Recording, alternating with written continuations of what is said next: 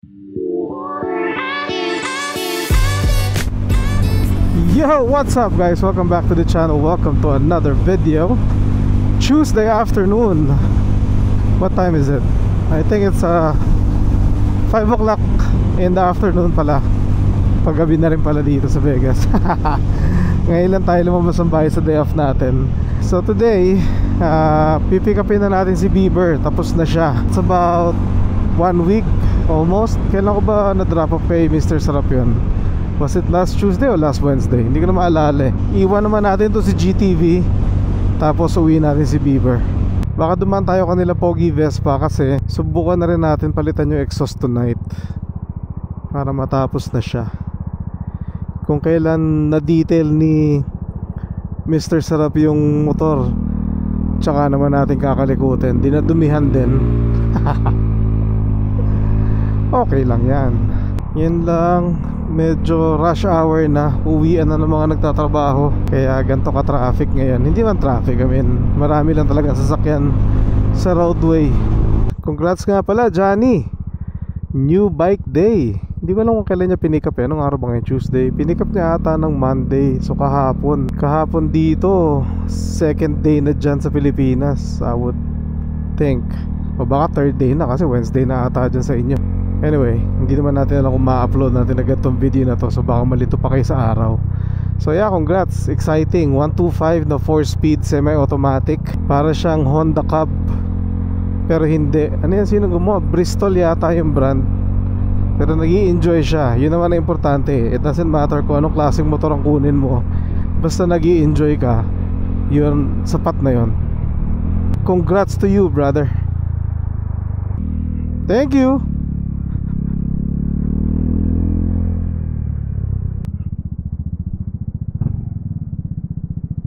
Alright, andito na tayo. Text natin si Mr. Sarap Vlogs kasi wala siya dito sa kanila para makuha natin yung Bieber.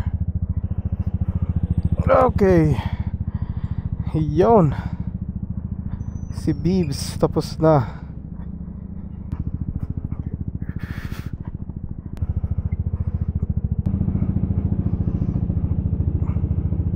Okay, dokie. Pagod ako na.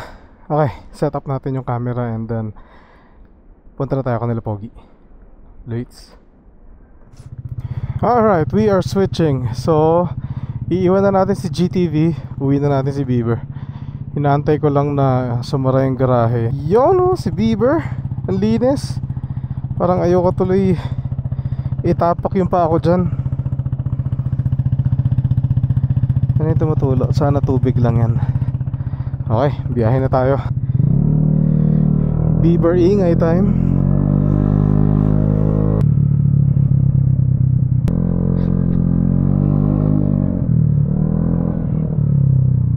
Sana wala tayong naiwan. Tag-ingay. Grabe, ang puti ng floorboard. Nakakahiyang tapakan. Thank you Mr. Sarap sa NMAX Detailing Garage for the work. Hindi pa tayo nakakabayad sa kanya. Kailangan tayo mag-send ng payment. Okay, tuloy na lang natin ito pag malapit na tayo kanila Pogi, para hindi naman sayang ang ating battery. Alright, we'll see you guys in a bit. Daan muna tayo ng gas station kasi gusto nauuho. I wanna buy some refreshments. Actually, hindi na ako nauuho. Inaantok ako. Maybe we should get some Red Bull.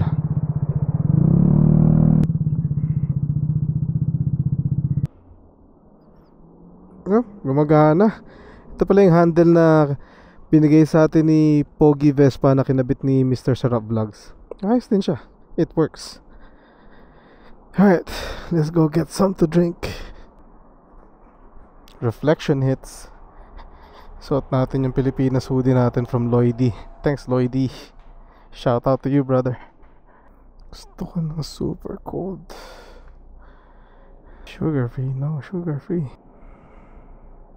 Grapefruit, no grapefruit na lang. Sanay tayo dito. Thank you sir. Pilipino si kuya. Pinoy. Yung tindero, Pinoy.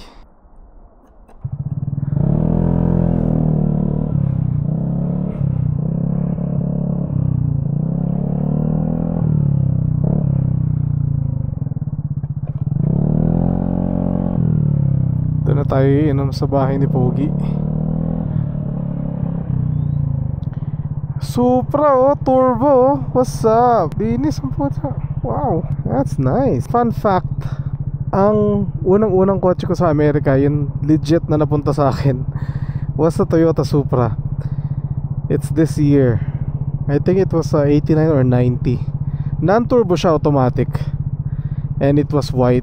Kaso na total yun eh, nabangga yun while nakapark. Siguro lasing na naman yung timira dun. But I forgot, that was a long time ago. May AC pa siya oh. Kitang kita mo sa loob yung buhok niya. Nakasarada yung bintana pero gumagalaw. Shout out to you, madam, for a nice, well-kept, mint Toyota Supra. I think that's a MK2, right? I think automatic kaya yan, na stick shift. Ah, taw-hataw siya oh.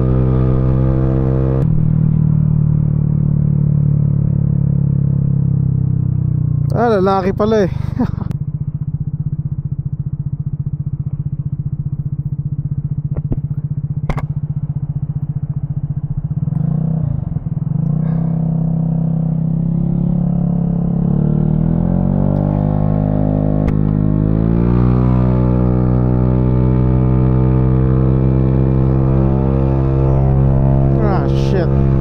Tapakan ko na yung floorboard, ang dumi agad. What the hell? Akala ko babae, lalaki pala. Long hair lang ang pocha. Wow, mali. Montero for sale.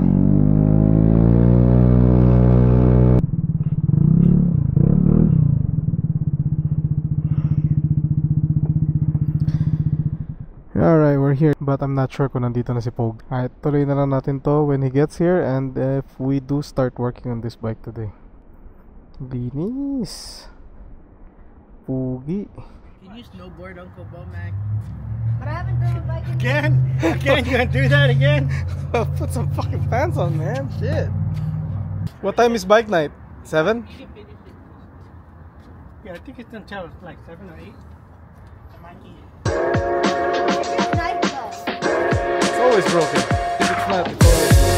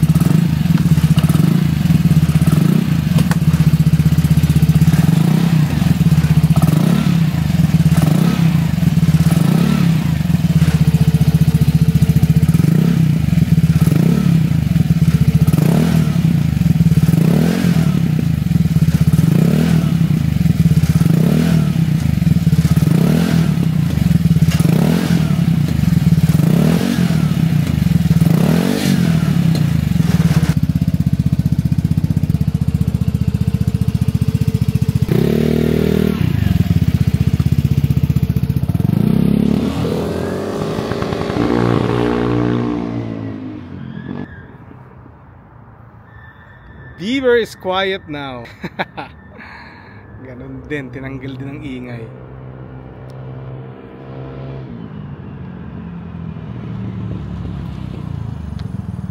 Did you change the spark plug?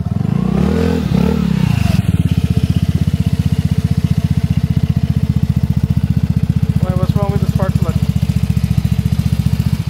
How come yours still backfires? Also, to get rid of the backfires. No, I like it. Oh. I get the money and it's right on cue. Keep the duffel bag up inside my coupe. Hold a couple racks, tell them I love you. You wanna be a boss, do it like I do. Yeah. Phone connected. That money in my flex. Okay, I guess we're going to bike night tonight sa Cycle Gear. Grouping initiated. We decided Grouping succeeded. we decided to take the big bikes kasi may extra big bike naman si Pogi. Nandito pa yung Harley obviously. And iwan namin yung Vespa. Natapos na yung paggawa ni Pogi. So, samahan nyo kami tonight.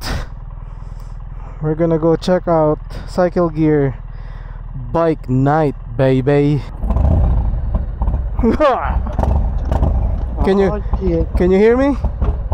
Yeah. Okay, you go. Finish? Yeah. Me first? Yeah. Woohoo! I'm back in the cruiser, baby. Let's go.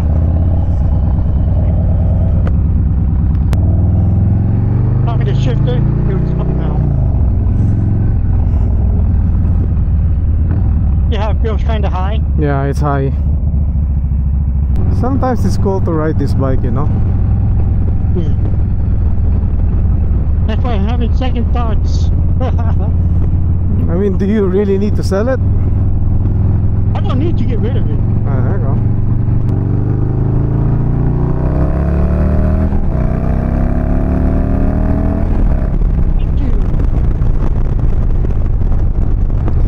America, baby. Hey, see America. my headlight? Headlight? Yeah. I wonder what's the color of the light at night. It I think makes it's still like yellowish. celebrate. Shit's neon, bro. You are from Vegas.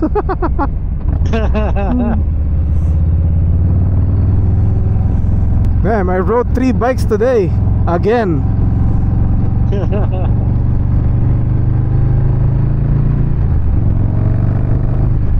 What are you buying at Cycle Gear tonight? I don't know. Did they have sale on bike night? I don't know. It's crazy that you don't say nothing. You just say, I don't know. Damn, look at you, man. Matching bike and matching shoes. Don't worry. You have 3 pairs of Dainese pants at home. You don't even use it. What's wrong with you, man? I got one in the trunk. I can bring it back. What time are you guys leaving tomorrow? Depends. What time you want to leave? Oh, that's what I'm asking. 6 o'clock. Whoa. Yeah, so we don't waste no time. Yeah. We can go back soon. Then what? You're gonna eat breakfast in St. George? We can. Yeah, it's pretty comfortable, man. Whatever you did to this bike. Made it better, huh? Yeah. I can't find the fucking... It's still hard for you to find neutral? There you go. No, it was easy earlier. I think you need to do like at least 1 tooth down. No, 1 tooth down is too low. So I need to do the manual adjustment on the rod. Oh. I tried to do it at work, but then I was like scratching the bolt. Like, nah, Yeah. not right now.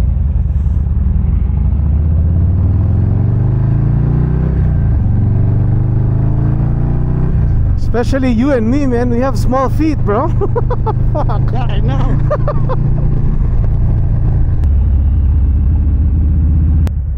First right. Yeah, that one.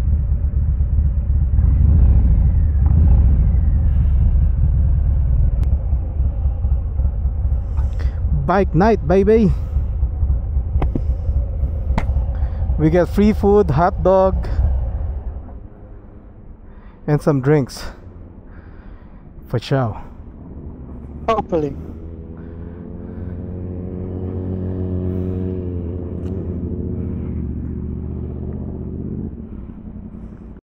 Cycle Gear didn't make money on us today. They lost money. Pogi returned something. At least I did something, shit. Yeah. We got free water though. Oh, Mark TV, we need the Vespa Pogi sticker. I haven't even got one. I'm thinking I want to change my name. What? No, because, because mine's not just Vespas, you know what I mean? Yeah. So if it's like Vespa Pogi, it's like thing. I'm thinking like either like Pogimoto. Pogimo, yeah, there might be somebody now with that, you know. I mean, that's too Yeah. common. But there's only one way for you to find out. You gotta check it out. Just to put it. Yeah. I hope you start. Yeah, boy. Woohoo!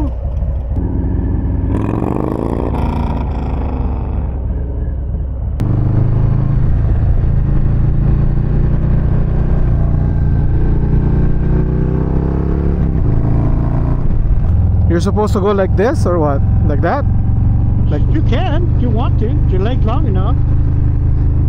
barely. I mean, it does stretch your legs though when you're not comfortable anymore. On the back, yeah. It doesn't say no parking anyway, right? I guess. Somebody shows up, we just move it.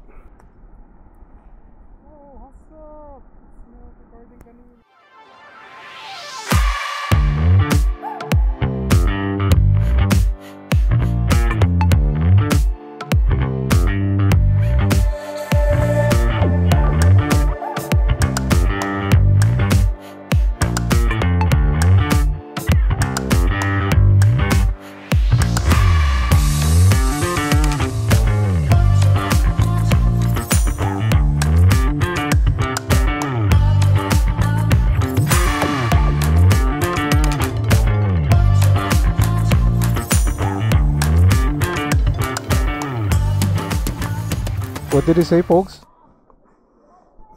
It's a beautiful bike. It's a beautiful bike. Okay.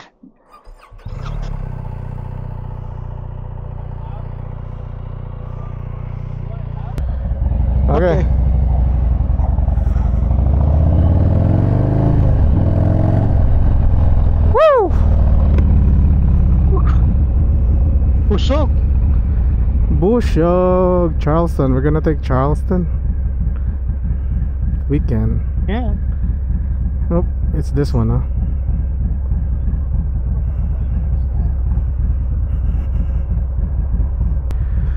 What's up, folks? Say hi to the camera right there. Ah. What's it? Oh, Tuesday night. Tuesday night.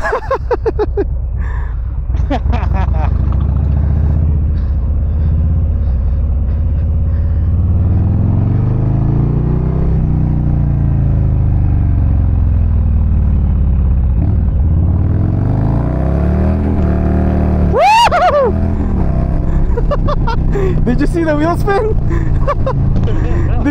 Did you see me drift? They always does that. I don't know why. That's the fun part of that one. Oh, that's When you crazy. accelerate hard, it just feels fun. Okay, don't sell it, folks. Just keep it.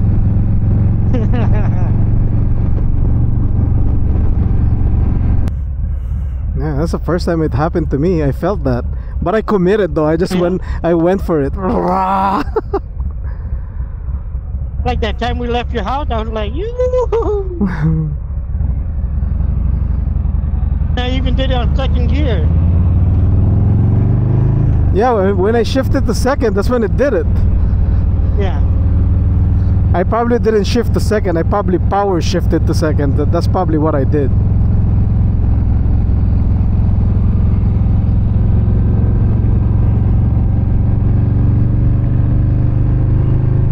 Not bad for a Tuesday night.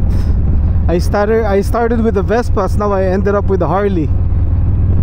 Usually you go from small to big, not from Big to small. small then big.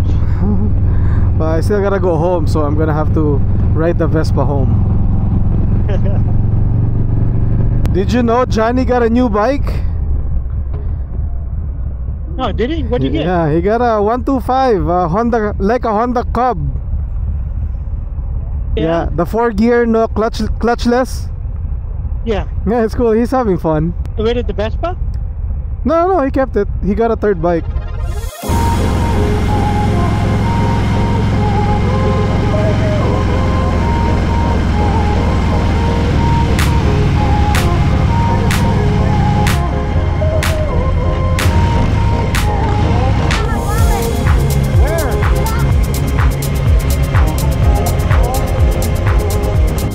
Well, I ran out of battery again, so magcha-charge muna tayo and then we'll continue this again. Alright, folks, I'll see you in the morning. Good ride, thank you. Make a vlog, man, come on. Yung ride natin pabalik kanina dito sa bahay ni Pogi, naubusan tayo ng baterya. So nag-charge muna ako bago tayo umuwi para makapag-outro tayo. Alright, tapos na si Bieber. Tahimik na siya uli. Woo! Mas kalmado na si Bieber, hindi na siya sumisigaw. So ready na tayo for Vespa Nights this coming summer. Abangan nyo ang amin mga vlogs. May nag-comment pala while we were at Pogi's house. May nag-comment dun sa vlog na nung pag-pick up namin ng GS 1300 ni Pogi last February. Shout out Mr. Ben Bautista. He's on the fence on the bike kung anong kukunin niya, kasi timitingin daw siya ng GS 1300 tsaka ng Multistrada V4S.